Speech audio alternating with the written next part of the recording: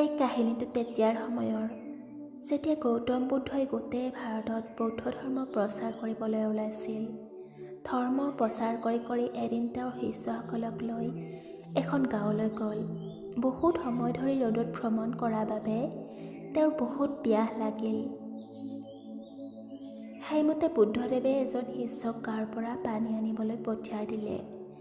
শিষ্যজন যেতিয়া গাঁৱলৈ পানী আনিবলৈ আহিল, তেওঁ দেখিলে গাঁওখনত এটা সৰু নদী আছে, য'ত বহুতো মানুহে কাপোৰ ধুই আছে।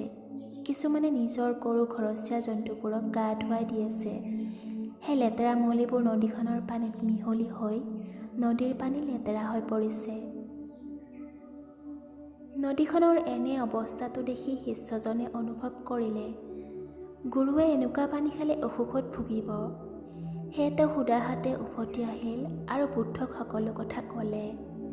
ইফালে বুদ্ধদেৱৰ পানী নাপাই অন্ধকণ্ঠ শুকাই গৈছে। তেওঁ দ্বিতীয় শিষ্যজনক পানী বিচাৰিবলৈ পঠিয়ালে। দ্বিতীয় শিষ্যজনে এইবাৰ এটা পাত্ৰত সম্পূৰ্ণকৈ পানী লৈ আহিল। তাকে দেখি বুদ্ধদেৱ আশ্চৰ্য হ'ল। তেওঁ দ্বিতীয় শিষ্যজনক সুধিলে, গাঁৱৰ নদীখনৰ পানী দেখোন লেতেৰা আছিল, ইমান নিৰ্মল পানী তুমি ক'ত পালা? শিষ্যজনে ক'লে, গুৰুদেৱ, নদীখনৰ পানী যদিও বা লেতেৰা আছিল, সকলো মানুহে যোৱাৰ পিছত মই কিছু সময় তাত ৰৈ পানীত মিহলি হৈ থকা লেতেৰা মলিবোৰ নদীৰ তলত জমা হৈ স্থিৰ হোৱালৈ অপেক্ষা কৰিলোঁ। বুদ্ধদেৱে তেওঁৰ শিষ্যজনৰ উত্তৰ শুনি সন্তুষ্টি পালে। তেওঁৰ বাকী শিষ্যসকলক ক'লে, আমাৰ জীৱনটো নদীখনৰ পানীৰ দৰে জীৱনত ভাল কাম কৰিলে সদায় বিশুদ্ধ হৈ থাকে।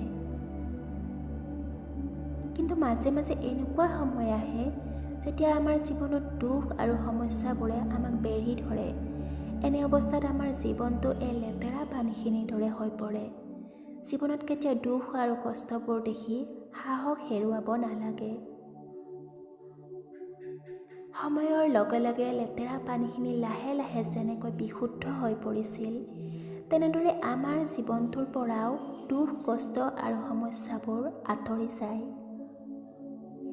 আমি মাত্ৰ নিজক শান্ত ৰাখি সমস্যাবোৰ শেষ হোৱাৰ বাবে অপেক্ষা কৰাৰ প্ৰয়োজন।